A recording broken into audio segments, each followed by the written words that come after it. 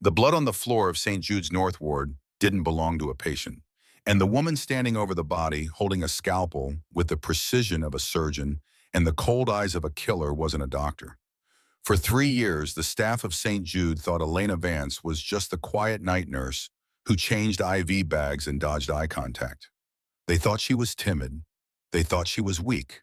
They were wrong. When a heavily armed man locked down the fourth floor with 20 hostages, he thought he was the hunter. He didn't know he had just locked himself in a cage with a ghost. This is the story of the night the predator became the prey. It was a Tuesday in November when the rain started, a cold, relentless sheet of water hammering against the glass facade of St. Jude's Memorial Hospital in Seattle. Inside on the fourth floor, trauma and post-op, the air smelled of floor wax and antiseptic. It was during hours, the graveyard shift. Elena Vance sat at the nurse's station, the blue light of the monitor reflecting in her dark, unblinking eyes. To the casual observer, Elena was invisible. She was 34 with mouse-brown hair pulled back into a severe fraying bun. She walked with a slight shuffle, shoulders hunched as if trying to occupy as little space in the world as possible. She spoke in a whisper. She never argued with the doctors. "She's a robot, I swear," whispered Sarah Jenkins, a 22-year-old nurse fresh out of college, scrolling through TikTok on her phone at the other end of the desk. I asked her what she did this weekend, and she said laundry. Who does laundry for 48 hours? Dr. Marcus Holloway, the lead trauma surgeon on call, didn't even look up from his charts. "As long as she preps the meds correctly, Sarah, I don't care if she stares at a wall. Just keep her away from the families. She has the bedside manner of a wet mop." Holloway was brilliant, arrogant, and tired. He had just finished a 6-hour vascular repair on a gunshot victim from downtown and was running on caffeine and ego. He didn't notice things about people like Elena. He didn't notice that while she shuffled her feet, she never made a sound. He didn't notice that when a tray dropped in the cafeteria 3 floors down, Elena didn't jump. She shifted her weight to the balls of her feet, her eyes darting to the exits before anyone else registered the noise. He didn't notice the scar tissue running like a jagged road map from her collarbone down her right shoulder, hidden beneath her scrub top. Elena typed her notes. Patient in 404 stable, vitals normal, drip replaced. She wasn't bored, she was vigilant. Old habits didn't die, they just went dormant. 7 years ago, Elena Vance wasn't wiping brows. She was Staff Sergeant Vance attached to a cultural support team, CST, working alongside the 75th Ranger Regiment in the Pesh Valley, Afghanistan. She had cleared compounds in total darkness. She had treated sucking chest wounds while taking fire from a ridgeline 300 meters away. She had left that life behind, or so she told herself. "Hey Vance," Sarah chirped, popping gum. "Can you take the trash down to the chute? It's creeping me out being near the elevator alone." Elena looked up, her face blank. "Sure." She stood up, no wasted movement. She grabbed the heavy bags, her forearms flexing cords of muscle rippling unexpectedly under her pale skin, before she slumped her shoulders again, hiding her strength. She walked down the long, dim hallway. The storm outside was picking up, thunder rattling the windows. As she reached the utility room near the elevator bank, she heard it. It wasn't a sound that belonged in a hospital. It wasn't a gurney wheel squeaking or a pager beeping. It was the metallic clack slide of a bolt carrier group being sent home on a rifle. Elena froze, the shuffle vanished. Her spine straightened, her chin dropped. She didn't breathe. Ding! The elevator doors at the end of the hall slid open. Elena stepped backward into the shadows of the utility room, leaving the door cracked just an inch. Through the sliver of light she watched. A man stepped out. He was big, 6'4", easily 250 pounds. He wore a heavy trench coat soaked in rain, heavy boots, and a duffel bag slung over his shoulder. But it was what he held in his hands that made Elena's blood turn to ice, then immediately to fire. An AR-15 platform rifle. Modified short barrel, holographic sight. This wasn't a gangbanger with a cheap piece. This was a man who knew his equipment. He didn't look crazy, he looked calm. Elena watched as he walked past her hiding spot, heading straight for the nurse's station. He didn't rush. He moved with a heavy, purposeful gait. Elena looked at her wrist. No Apple Watch, just an old battered G-Shock. 2:14. She touched her pocket. Her phone was back at the desk. She was unarmed. She was in a dead-end utility room, and a wolf had just walked into the sheep pen. The silence of the ward was shattered, not by a scream, but by a voice that boomed like a thunderclap. Nobody move. From her vantage point in the dark utility room, Elena saw the scene unfold down the corridor. Dr. Holloway dropped his chart. Sarah Jenkins froze, her phone slipping from her hand and clattering onto the linoleum.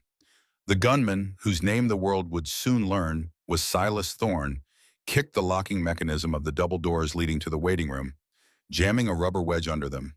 He had just sealed the floor. "Hands on the desk now," Thorne roared, raising the rifle. Sarah screamed, a high-pitched, terrifying sound. "Please, I don't—" Bam!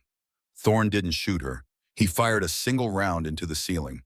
The sound in the confined hallway was deafening. Dust and ceiling tiles rained down on the pristine floor. The echo slammed against the walls, disorienting everyone. "Next one goes in a kneecap," Thorne yelled. "Where is he? Where is Holloway?" Dr. Holloway, usually the god of his domain, was trembling. He raised his hand slowly, his face the color of ash. I'm Dr. Holloway." Thorne turned the weapon toward the surgeon. "You remember me, doctor? You remember Mary Thorne 3 years ago? Table 4. You said it was a routine bypass. You said she'd be home for Christmas." Holloway stammered, his eyes wide. I operate on thousands of people. I don't—" "You killed her!" Thorne screamed, the calm facade cracking to reveal a jagged edge of grief and rage. "You were drunk." The nurses whispered about it. "I spent 3 years finding the proof. And tonight we're going to have a trial, doctor." Thorne swung the rifle back to Sarah. "You get the patients out of the rooms. Everyone in the hallway now. Anyone who can't walk, you drag them." Elena, still in the utility room, felt her heart rate spike, not from fear, but from the adrenaline dump. Tachycardia set in. Time seemed to slow down. She assessed the threat. Target male, heavy build. Weapon AR-15, likely semi-auto, 30-round mag. He has a sidearm on his hip. Looks like a 1911. Hostiles, 1 visible. Friendlies, 2 staff visible. Roughly 12 patients in the wing. Environment, confined space. Hardcover limited to the nurse's desk. She needed to move. If she stayed in the closet, she was useless. If she charged him now from 50 feet away with 0 cover, she was dead. She needed to become part of the scene. She needed to get close. Elena took a deep breath, closed her eyes for a split second, and flipped the switch. Staff Sergeant Vance receded. Timorous Nurse Ellie came forward. She pushed the utility door open and stumbled out, dropping the trash bags loudly. Thorne spun around, the rifle snapping toward her. "Freeze!" Elena threw her hands up, trembling violently. She hunched her shoulders, making herself look smaller. Pathetic. She let her mouth hang open in terrified shock. Don't shoot," she wailed, her voice cracking. "Please, I'm just the nurse. I was just taking out the trash." Thorne eyed her. He saw the fraying scrubs, the messy hair, the absolute terror in her posture. He saw prey. He didn't see the way her eyes were scanning the magwell of his rifle to see if the safety was on. It wasn't. He didn't see her gauging the distance between him and the scalpel tray on the crash cart. "Get over here," Thorne barked, gesturing with the barrel. "Move." Elena scrambled forward, tripping over her own feet, a calculated move to lower his guard. She joined Sarah and Holloway at the desk.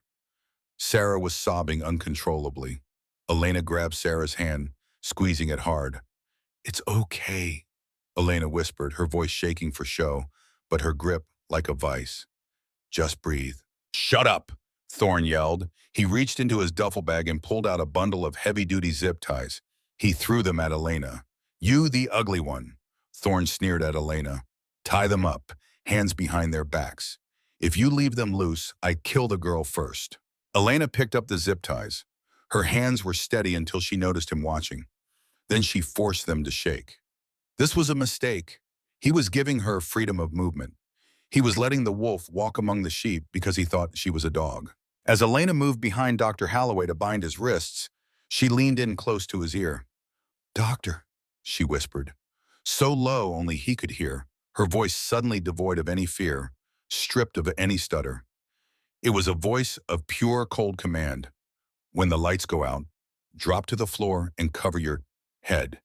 Do not move until I say clear. Holloway turned his head slightly, confusion warring with terror in his eyes. What?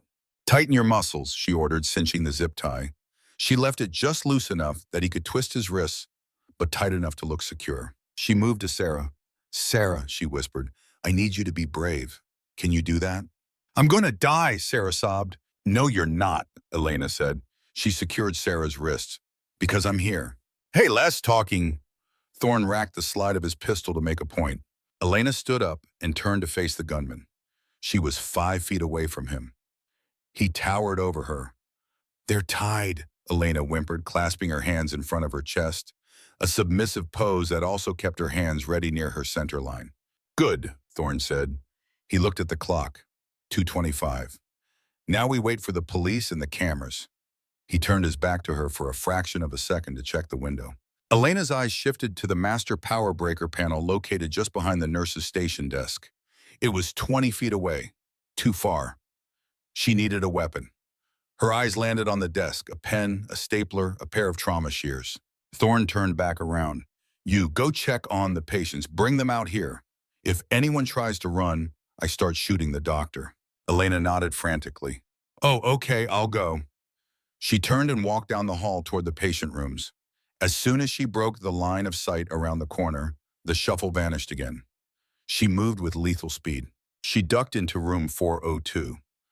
Mrs. Gable, an 80-year-old with a hip fracture, was waking up, confused by the noise. Shh, Mrs. Gable, Elena said softly.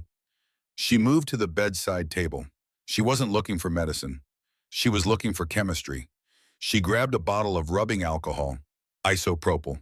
She grabbed a lighter from Mrs. Gable's purse. The woman was a secret smoker. She grabbed a handful of gauze pads. She looked at the ceiling, the fire suppression system. If she triggered the sprinklers, the chaos would be absolute, but the water would make the floor slick. Bad for footing. She had a better idea. She moved to the supply closet at the end of the hall. She found what she needed, a portable oxygen tank and a defibrillator unit. Elena Vance checked the charge on the defibrillator. Full. She ripped the sleeves off her scrub top, tying the fabric tight around her knuckles to protect them. She took a deep breath. The Ranger creed echoed in the back of her mind. I will never leave a fallen comrade to fall into the hands of the enemy. She stepped back out into the hallway. Hey, Thorne shouted from the station. What's taking so long? Elena walked back toward the light, but she wasn't hunched over anymore. She was walking tall. In her right hand, hidden behind her leg, she held the trauma shears she had swiped from a cart in the hall. In her left, she gripped a glass vial of choline, a paralytic agent. I had to help Mrs. Gable, Elena called out. Her voice was different now. It carried. It was steady. Thorne squinted. He sensed the shift. The air in the room changed. The prey wasn't acting like prey anymore. Stop right there, Thorne raised the rifle. Elena stopped. She was 10 meters away. You look different, Thorne said, narrowing his eyes. It's the lighting, Elena said flatly.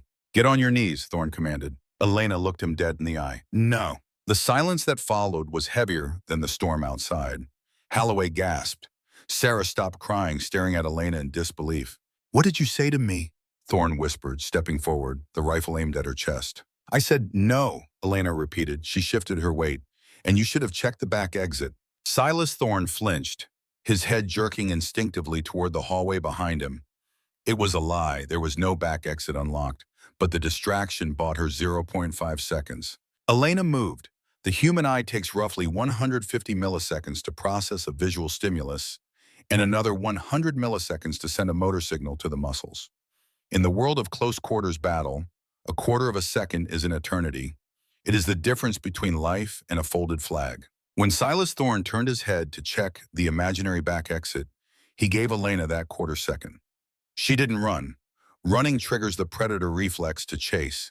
Instead, she exploded forward in a low crouch, covering the 10 meters between them with terrifying speed. She wasn't moving like a nurse. She was moving like a projectile. Thorne realized the ruse instantly. His head snapped back, his finger tightening on the trigger of the AR-15. Crack! A round went off, but his aim was high. The bullet shattered the fluorescent light fixture above Elena's head, showering the hallway in sparks and glass. Elena didn't flinch. She slid on her knees for the last meter, coming in under the barrel of the rifle. She didn't go for his face. She went for the weapon. Her left hand, still gripping the glass vial of succinylcholine, smashed upward against the handguard of the rifle, forcing the muzzle toward the ceiling. Simultaneously, her right hand holding the trauma shears drove downward. She wasn't trying to stab him, the trench coat was too thick. She jammed the shears into the ejection port of the rifle, twisting violently. Metal screeched against metal. The bolt carrier group jammed. The rifle was now a 10-pound club. Thorne roared, a sound of pure animal rage. He released the rifle with one hand and backhanded Elena across the face. The blow was heavy. It lifted her off the floor and sent her skidding across the wax tiles. She tasted copper. Her vision blurred for a microsecond. "You bitch!" Thorne screamed.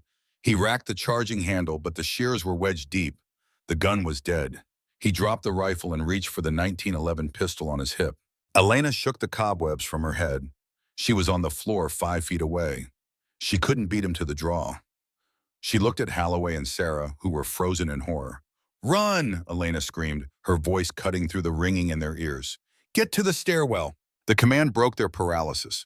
Holloway grabbed Sarah by the arm, dragging her toward the fire exit.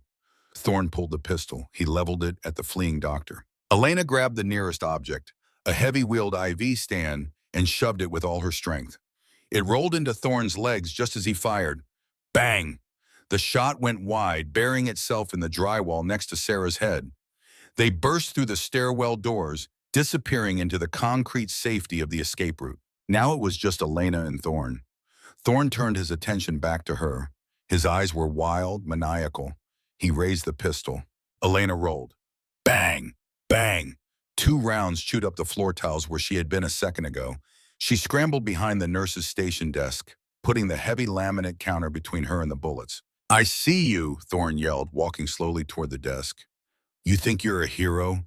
You're just a dead nurse." Elena pressed her back against the inner wall of the desk. She checked her body. No holes, just a swelling jaw and bruised ribs. She looked at the counter above her. He was coming around the left side. She needed to change the environment. She needed darkness. She looked at the computer terminal on the desk. The uninterruptible power supply, UPS battery backup, was sitting on the floor. Heavy lead acid. She could hear his boots crunching on the broken glass. Crunch, crunch. He was 6 feet away. Elena ripped the power cord of the UPS from the wall. She grabbed the unit, counting the footsteps. Crunch, 4 feet, crunch, 2 feet. Elena stood up, not away from him, but into him. As Thorne rounded the corner of the desk, expecting her to be cowering on the floor, he found her standing. Before he could raise the pistol, she swung the UPS unit like a medieval flail. It connected with his wrist. There was a sickening crack of bone. Thorne screamed and dropped the pistol. It skittered across the floor, sliding under a locked medicine cabinet. He was disarmed, but he was huge, and he was enraged. He didn't need a gun to kill her. He lunged, tackling her. They crashed into the wall behind the desk. The impact knocked the wind out of Elena. Thorne's hands, the size of hams, found her throat. He squeezed. Elena's vision began to tunnel. Black spots danced in her eyes. She clawed at his face, but he didn't flinch. He was running on pure adrenaline and psychosis. "Die," he spat, spittle flying onto her face. Elena couldn't breathe. Her trachea was compressing. Panic, the lizard brain reaction, tried to take over. Flail, kick, die. No, Elena forced her mind to focus. Technical, anatomical. Target, anterior neck. Objective, break the hold. Method, vagus nerve stimulation or ocular pressure. She stopped clawing at his face. She brought her thumbs to the inside of his elbows, digging into the tender nerve clusters.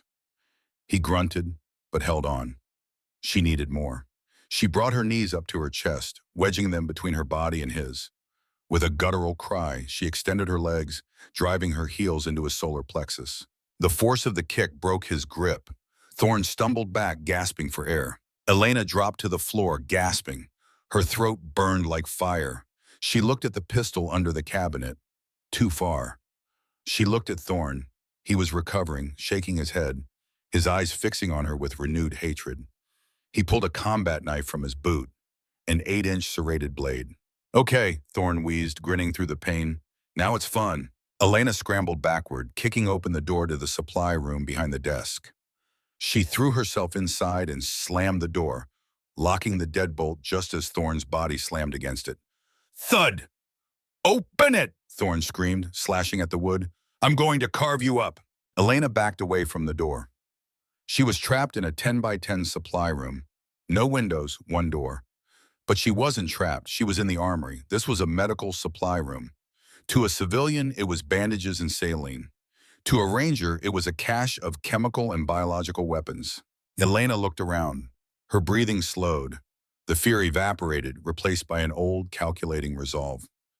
You want to play in the dark? She whispered to herself. She reached up and smashed the light bulb with the handle of a mop. The room plunged into pitch blackness. She moved to the shelves, her hands guided by muscle memory and 3 years of stocking these shelves. She found what she needed: ethanol, ammonia, bleach, a pressurized canister of freezing spray, ethyl chloride. She heard Thorne outside. He was shooting the lock off the door with the rifle he had unjammed. Blam! Blam! The wood splintered. The door kicked open. Thorne stood in the doorway, silhouetted by the hallway lights. He couldn't see into the black void of the supply room. Come out, little nurse, he taunted, stepping into the darkness. Elena was gone. She had climbed the shelving units and was pressed against the ceiling, silent as a spider. The hunt was on. Outside St. Jude's Hospital, the world had turned into a kaleidoscope of red and blue lights. SWAT teams from the Seattle Police Department had established a perimeter. Armored Bearcats idled on the wet pavement. Snipers were positioning themselves on the rooftops of adjacent buildings, battling the driving rain to get a sightline into the 4th floor. Captain Miller, the incident commander, stood by the hood of his cruiser, looking at the blueprints of the hospital. Status, he barked into his radio. We have 2 hostages released, a voice crackled back. Dr. Holloway and a nurse, Sarah Jenkins. They exited via the north stairwell. Get them to the command post now, Miller ordered. 5 minutes later, a trembling Sarah and a shell-shocked Dr. Holloway were wrapped in blankets, standing under the awning of the command tent. Tell me what's happening up there, Miller said, his voice urgent. How many shooters? 1, Holloway said, his voice raspy. Big guy, heavy weapons. Who is still in there? Patients, Sarah sobbed. And Elena. Elena? Miller asked. Another nurse? Yeah, Holloway said, wiping rain from his face. But she's not just a nurse. Miller frowned. What do you mean? Holloway looked at the police captain, his eyes wide with a mixture of confusion and awe. She took him apart. She jammed his rifle with a pair of scissors. She hit him with a battery backup. The way she moved. Captain, I've seen soldiers before. Elena isn't a nurse. She's a war machine. Miller turned to his aide. Run the name, Elena Vance. I want to know who is in that building. The aide typed furiously on a laptop. A moment later, he stopped. He looked up, his face pale. Captain, the aide said, you're going to want to see this. Miller looked at the screen. Name Vance, Elena. Rank, Staff Sergeant retired. Unit, 75th Ranger Regiment, Cultural Support Team. Decorations, Silver Star, 2 Purple Hearts. Notes, honorable discharge following IED injury in Kandahar. Specializations include SAR, Survival Evasion Resistance and Escape, Level C, Combat Medic, Close Quarters Battle. Miller stared at the screen. He looked back up at the 4th floor where the lights were flickering. God help that gunman, Miller muttered. Stand down the entry team. We don't want to get in her way. The darkness was Elena's ally. She had lived in the dark for months at a time in the mountains of the Hindu Kush. She knew how sound traveled in it. She knew how fear tasted in it. Thorne moved slowly into the room, leading with his knife. He was breathing heavy, a loud, rasping sound that gave away his position every second. I know you're in here, he hissed. Elena hung from the top shelf of the metal rack, her legs wrapped around the uprights. She was directly above him. In her hand, she held a makeshift weapon, a 500-milliliter glass bottle of ether wrapped in a towel. She waited. Thorne took another step. He was directly below her. Elena released her hold on the shelf with her legs and dropped. She didn't land on him. She landed behind him, silent as a cat. Thorne spun around, slashing the air with his knife. Elena ducked the blade, feeling the wind of it pass over her ear. She stepped in, jamming the towel-wrapped bottle of ether into his face. She smashed the glass against his nose. The bottle shattered. The liquid soaked the towel in his face. The fumes were instant and overpowering. Thorne gagged, flailing. He slashed blindly with the knife, catching Elena's scrub top, slicing a thin line across her stomach. She ignored the pain. She held the towel over his face, riding his back as he thrashed like a bull. "Breathe deep," she whispered in his ear. Thorne's knees buckled. The ether was entering his bloodstream, depressing his central nervous system. His movements became sluggish. The knife dropped from his hand. He fell to his knees, then to his face. Elena rolled off him, gasping for fresh air. The fumes were making her dizzy too. She scrambled to the door, kicking it open to let the hallway light and air in. She looked back at Thorne. He was unconscious, a heap of wet trench coat and muscle on the floor. It was over, or so she thought. As Elena leaned against the door frame, trying to catch her breath, the hospital's PA system crackled to life. Code black, fire in the North Ward. Elena froze. Fire. She looked down the hall. Smoke was billowing from room 402, Mrs. Gable's room. Thorne must have set a charge or knocked over something flammable before he came for her. The fire alarm began to blare. The sprinklers kicked on, drenching the hallway in a deluge of gray water. Elena looked at Thorne. He was out cold. She could leave him. She could run. But the patients were still in their rooms. And then she saw it. Thorne's hand moved. He wasn't out. He was faking, or he had a tolerance that defied medical science. Thorne roared, pushing himself up from the chemical puddle. His face was red, his eyes bloodshot and streaming tears. But he was alive, and he was holding a detonator. "If I go," Thorne coughed, blood and ether dripping from his face, "everyone goes." He held up a small black device. "C4, he rasped, "in the oxygen storage." The oxygen storage room. If that went up, it wouldn't just be a fire. It would be a crater. It would take out the entire north side of the hospital. Elena looked at the detonator. She looked at the distance between them. 10 feet. She looked at her own hands. Empty. "Drop it," Elena said. "No," Thorne smiled, a gruesome, broken expression. "I want to see the sky fall." He moved his thumb toward the button. Elena didn't think. She didn't plan. She reacted. She grabbed the only thing left on her person. The pen in her pocket. A standard-issue cheap plastic ballpoint pen. She threw it. It wasn't a throwing knife. It shouldn't have worked. But Elena Vance had spent hours throwing rocks at tin cans in the boredom of the desert. The pen tumbled through the air and struck Thorne directly in the eye. He hadn't rubbed the ether out of it. It didn't kill him, but the shock of a foreign object hitting his eyeball made him flinch. His hand jerked. The detonator flew from his grip, sliding across the wet floor toward the elevator shaft. "No!" Thorne screamed. He dove for it. Elena dove for him. They collided in the wet, smoky hallway, rolling over broken glass and water. It wasn't tactical anymore. It was a brawl. Thorne punched her in the ribs. She felt something crack. Elena headbutted him, her forehead smashing into his broken nose. He screamed, blinding him with pain. Elena scrambled on top of him. She trapped his arm. She wrapped her legs around his neck in a triangle choke. She squeezed. "Go to sleep," she gritted out, her face contorted with effort. "Go to sleep." Thorne thrashed. He clawed at her legs. He tried to stand up, lifting her off the ground with him. But Elena Vance was an army ranger. She held on. She squeezed until her own muscles screamed. Thorne's struggle slowed. His arm went limp. His head lolled back. Elena held it for another 10 seconds, just to be sure. Then she let go. Thorne dropped to the floor, motionless. Elena lay next to him, staring up at the sprinklers raining down on them. She was bleeding, bruised, and exhausted. She closed her eyes. "Clear," she whispered to the empty hall. But the night wasn't over. The fire in room 402 was growing. The smoke was getting thicker, and she had 12 patients who couldn't walk. Elena Vance stood up. She wiped the blood from her mouth. She grabbed Thorne's ankles and dragged him into the supply room, locking the door from the outside with a zip tie she found on the floor. Then she turned toward the fire. "Time to go to work," she said. The silence that followed the fight was short-lived. It was replaced by a sound far more terrifying than a gunshot. The roar of a fire finding its breath. The sprinklers were hissing, coating everything in a cold gray mist. But they were losing the battle. Room 402 wasn't just burning.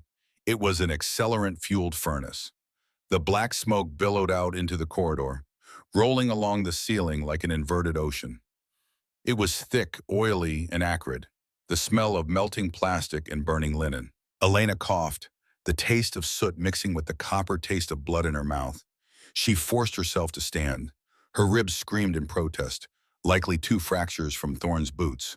Her stomach burned from the knife graze. Her head swam from the ether fumes, but the ranger switch was still flipped on. Pain is information. Information is actionable. Ignore the pain, act on the objective. Objective 1, contain the blast threat. Objective 2, evacuate the non-ambulatory. Elena limped toward the oxygen storage room. It was adjacent to room 402. The wall separating them was already hot to the touch. Inside that room were 20 tanks of compressed oxygen. If the heat compromised the structural integrity of those tanks, or if the fire reached the C4 Thorne had planted, St. Jude's wouldn't just have a fire. It would have a hole in its side the size of a city block. She tried the handle of the oxygen room. Locked. She looked through the small, reinforced window. She saw the brick of C4 taped to the main manifold. It wasn't wired to a timer. Thorne had lied, or rather the detonator she had kicked away was the only trigger. C4 is remarkably stable. You can shoot it or burn it, and it usually won't explode without a shockwave from a blasting cap. Usually, but the oxygen tanks were the real problem. If they ruptured from the heat, the pressure release would be catastrophic. Elena grabbed a stack of towels from a linen cart. She soaked them in the water pooling on the floor. She wedged them tightly into the crack under the oxygen room door, creating a seal to keep the superheated smoke out and insulate the room for a few more precious minutes. It was a Band-Aid on a bullet wound, but it bought time. She turned her attention to room 402. Mrs. Gable. The door to 402 was open, vomiting black smoke. The heat coming out of it was blistering. Elena took a breath of the relatively cleaner air near the floor, pulled the collar of her scrub top over her nose, and crawled in. Visibility was zero. The heat was oppressive, searing her skin. The orange glow of flames licked the curtains and the ceiling tiles. "Mrs. Gable!" Elena shouted into the roar. A weak cough answered her from the far side of the bed. Elena crawled on her elbows and knees, keeping below the thermal layer. She found the bed. It was empty. Mrs. Gable had tried to get out and fallen. Elena's hand brushed against soft fabric. A nightgown. "I've got you," Elena grunted. She grabbed the elderly woman's wrist. Mrs. Gable was dead weight, terrified and semi-conscious from smoke inhalation. "My hip," Mrs. Gable moaned. "I know. I'm sorry. This is going to hurt," Elena said. There was no time for gentleness. Elena grabbed the back of Mrs. Gable's nightgown and dragged her across the floor. The heat was melting the soles of Elena's shoes. Her skin felt tight, like it was shrinking. They reached the hallway.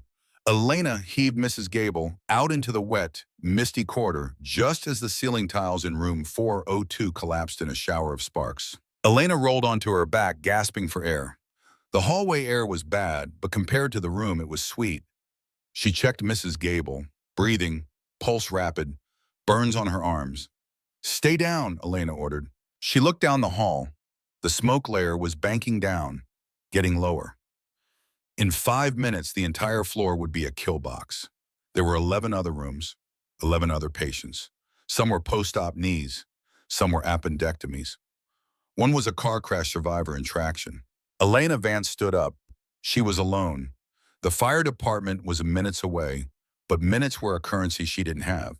She needed a force multiplier. She ran to the nurse's station, grabbing the master keyring from the drawer. She unlocked the supply closet where she had stashed the unconscious Thorne. He was still out, breathing shallowly. She didn't look at him. She grabbed a pair of trauma shears and cut the zip ties on his ankles. She grabbed his heavy trench coat. She ran back to the hallway. She went to room 405. Mr. Henderson, a 250-pound man with a total knee replacement. "Nurse," he croaked, sitting up in bed, eyes wide with terror as smoke curled under his door. "Get up," Elena said. "I can't walk, my knee." "I didn't ask you to walk," Elena said. She threw the heavy trench coat onto the floor. "Get on the coat." "What?" "Get on the coat," Elena roared, her voice carrying the terrifying authority of a drill sergeant. Mr. Henderson scrambled out of bed, adrenaline overriding his pain, and flopped onto the trench coat. Elena grabbed the collar of the coat. It made a perfect sled. The wax floors, slick with water from the sprinklers, reduced the friction. She dug her heels in and pulled. Mr. Henderson slid into the hallway. "Hold Mrs. Gable's hand," Elena commanded, parking him next to the old woman. "Do not let go." She went to the next room and the next. She was moving like a machine now. Breach, secure, extract. She used bed sheets. She used wheelchairs. She linked them together in the center of the hallway, away from the burning walls. The fire had breached the hallway ceiling now. Flaming debris dropped like rain. The heat was becoming unbearable. Elena had 10 patients in the train. 2 were missing. Room 410, a young boy, Leo, recovering from a ruptured spleen. Room 412, a comatose patient on a ventilator. The path to 410 was blocked by a wall of fire. The ceiling had partially collapsed. Elena looked at the fire. She looked at the water soaking her scrubs. She ran to the janitor's cart. She grabbed a bucket of water and dumped it over her own head. Then she took a deep breath, lowered her head, and ran straight through the wall of fire. Captain Miller of the Seattle SWAT team stood at the base of the stairwell on the ground floor. The blueprints were useless now. The radio reports were chaotic. "Fire command says the 4th floor is fully involved," a sergeant yelled over the sirens. "They can't get the ladder truck close enough because of the wind and the overhang." "We have to go up," Miller said. "We have hostages, Captain. It's an oven up there. We have no visibility. If we go in, we might not come out." Miller grit his teeth. "We go. Alpha team on me. Breaching charges, gas masks on." The SWAT team moved up the stairwell, a column of black-clad warriors. They reached the 4th floor landing. The door was hot. Smoke was seeping through the jambs. Miller signaled, "Breach." They hit the door with a ram. It flew open. A wall of black smoke hit them, followed by intense heat. Clear left, clear right. They moved into the haze, their weapon lights cutting beams through the gloom. "Police, call out," Miller shouted. Silence, just the roar of the fire and the hiss of sprinklers. They moved multiple. "Captain, look," the point man said, his voice hushed. Through the swirling smoke, a shape emerged. It looked like a centipede. It was a chain of humans, patients on sheets, patients in wheelchairs, patients dragging each other. They were huddled low to the ground in the center of the hall, covered in wet blankets.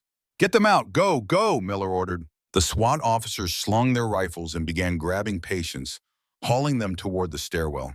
"Where's the nurse?" Miller asked Mr. Henderson as he dragged the big man to safety. "She went back," Henderson coughed, pointing into the orange glow at the end of the hall. "She went back for the kid." Miller looked down the hall. The ceiling was sagging.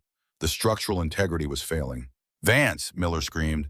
"Vance!" No answer. "Captain, we have to pull back." "The roof is coming down," the sergeant yelled. Miller hesitated. He knew the protocol, never trade a life for a body. If she was in that inferno, she was gone. "Pull back," Miller ordered. "Get these people out." The team retreated, the heavy fire door slamming shut behind them, sealing the 4th floor. Elena wasn't dead, but she was close. She had made it to room 410. She found Leo hiding under his bed, screaming. She dragged him out, shielding his body with hers as burning ceiling tiles rained down. She got him to the hallway, but the path back to the stairwell was blocked by the collapse that had forced SWAT back. She was cut off. She looked around. The heat was baking her eyes, her skin was blistering. She had Leo in her arms. He was light, maybe 60 pounds. "Hold on to my neck, Leo," she rasped. "Don't let go." She couldn't go back. She couldn't go forward. She looked at the window in the room 4-1. Oh, it was a solid pane of reinforced glass, non-opening. St. Jude's was a suicide prevention facility as well. The windows were unbreakable. Elena grabbed a heavy oxygen tank from the corner. She swung it at the window. It bounced off. She swung again. A spiderweb crack appeared. She swung a third time, screaming with the effort, putting every ounce of her remaining strength into the blow. Smash! The glass shattered. The wind from the storm outside rushed in, feeding the fire, creating a backdraft effect. The door to the room slammed shut from the pressure change. Elena ran to the window. She looked down. 4 stories, 50 feet. Below on the concrete, she saw the lights of the police cars. She saw the fire trucks. She saw the extended ladder of the fire truck. It was fully extended, but the wind was whipping it around. It was still 10 feet away from the window and 5 feet below. It was too far to jump, especially with a child. But the fire was eating the door. It was coming through the wood. Elena climbed onto the sill. The rain lashed her face. "Leo," she yelled over the wind. "Do you trust me?" The boy was sobbing, buried in her neck. "No." "Good," Elena said. "Trust gravity." She didn't jump for the ladder.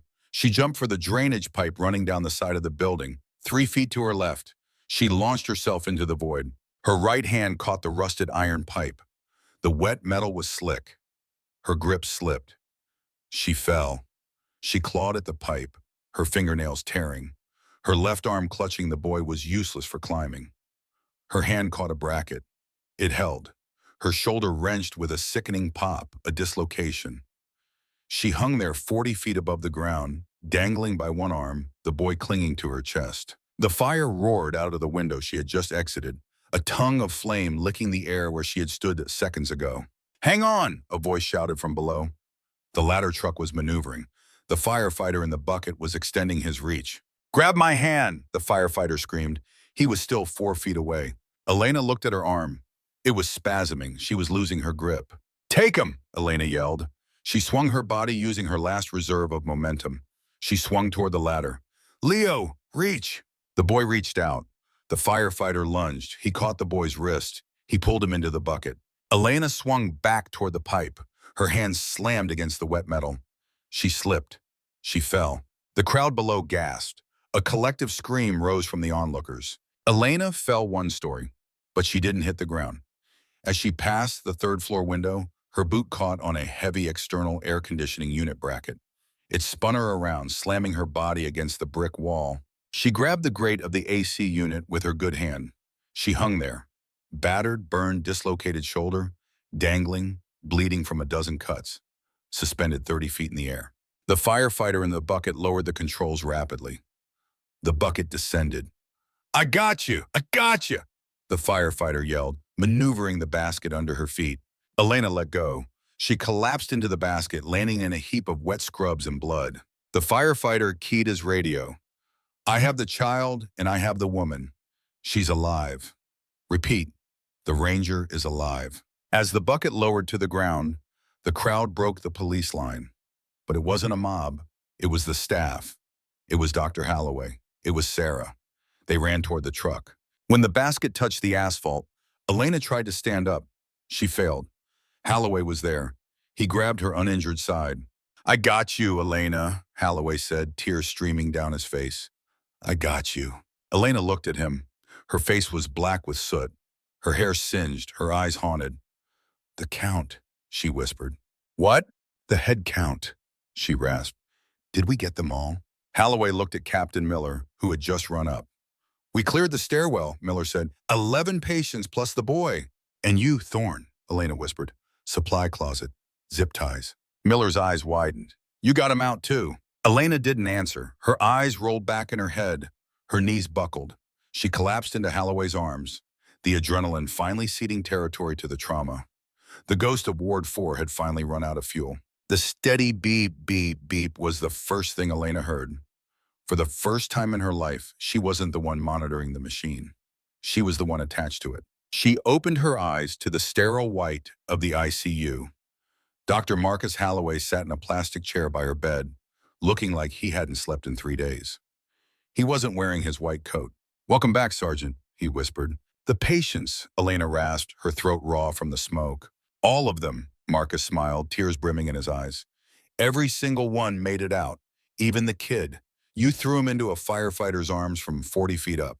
Elena nodded, relief washing over her battered body. She had 3 broken ribs, a dislocated shoulder, and second-degree burns across her back. Thorne was currently in the prison ward at Harborview, handcuffed to a bed with multiple fractures. He was done. "I read your file," Marcus said, his voice trembling. "For 3 years, I treated you like furniture. I snapped at you. I ignored you. I didn't know I was standing next to a giant. I just did my job," Elena murmured. "No," Marcus countered. "You did mine." He leaned in, his expression haunted. "Thorne, before he went down, he screamed that I was drunk that night 3 years ago when his wife died." He looked at her, terrified of the answer. "Was I, Elena?" "I was in a dark place then. I don't remember." Elena looked at the brilliant surgeon who had saved hundreds of lives. She remembered the smell of scotch on his breath that night. She remembered stepping in to steady his hand. But she also remembered that Mary Thorne had died of a massive embolism that no doctor, drunk or sober, could have stopped. "You were tired, Marcus," she lied, her voice steady and commanding. "You were sober. You did everything right." Marcus slumped back, the crushing weight of 3 years lifting from his shoulders. She had saved his life in the fire, and now with that one mercy, she had saved his soul. 3 weeks later, the press filled the hospital lobby, clamoring for the Angel of St. Jude's. The mayor was there with a key to the city, but the podium remained empty. Up on the fourth floor, amidst the smell of fresh paint and drywall, Elena Vance stood at the nurse's station. Sarah Jenkins, no longer glued to her phone, walked up and handed her a small box. "We know you hate the spotlight, but the staff, we needed to do this." Inside was a new name badge. It didn't just say Elena Vance, RN. It read, Elena Vance, Ranger, Charge Nurse. Charge Nurse? Elena raised an eyebrow. "That means more paperwork," Marcus said, stepping off the elevator. "Though I think you always have run the show." Elena clipped the badge to her scrubs. She looked at her team, not just coworkers anymore, but a squad. She took a deep breath. The war was over, but the mission never ended. "All right," Elena said, her voice sharp. "Show's over. Mrs. Gable needs her meds. Let's get to work." She turned and walked down the hall, silent as a ghost, ready for the night watch. In the gripping tale of Elena Vance, the unassuming night nurse at St. Jude's who quietly carried the scars and skills of an Army Ranger, we discover one of life's most powerful and heartbreaking truths. Real heroes rarely announce themselves. They don't seek applause, spotlight, or recognition. They simply show up, day after day, hiding extraordinary strength behind ordinary routines, until the moment the world needs them most. For 3 long years, Elena was dismissed as timid, robotic, invisible. Colleagues rolled their eyes at her whispers and hunched shoulders, never imagining the woman folding linens had once cleared deadly compounds in darkness, saved lives under fire, and carried the weight of battles most of us will never know. Yet when a grieving armed man stormed the ward seeking vengeance, Elena didn't freeze or flee. She assessed, adapted, and acted, with lethal precision wrapped in compassion. She jammed rifles with scissors, improvised weapons from hospital supplies, dragged patients through flames, and risked everything to pull a terrified child from an inferno, even as her own body broke. In those smoke-choked hours, she reminded us that true courage isn't loud or flashy. It's the quiet choice to protect others when every instinct screams to save yourself. It's the decision to see the humanity in a broken soul, to lie gently to ease another's guilt, and to keep fighting long after your strength is gone. This story pierces the heart because it mirrors our own hidden battles, the times we felt overlooked, underestimated, or exhausted, yet still rose to meet the moment for someone else. Elena teaches us to look closer at the quiet ones around us, the coworker who listens without judgment, the neighbor who always checks in, the stranger who offers help without fanfare. They may be carrying invisible medals, unseen wounds, and unbreakable resolve. Never underestimate the power of quiet competence. It can save lives, heal souls, and change everything when darkness falls. What about you? Who is the quiet warrior in your life? The person who seems ordinary, but has quietly carried you through hard times. Share their story in the comments below. I read every one and love seeing how these tales touch real hearts. If Elena's courage moved you, smash that like button. It truly helps more powerful stories reach people who need them. And if you want to join this family of inspiration, hit subscribe and ring the bell so you never miss the next one. Your support means the world. Stay kind to the quiet ones. You never know whose hero they truly are.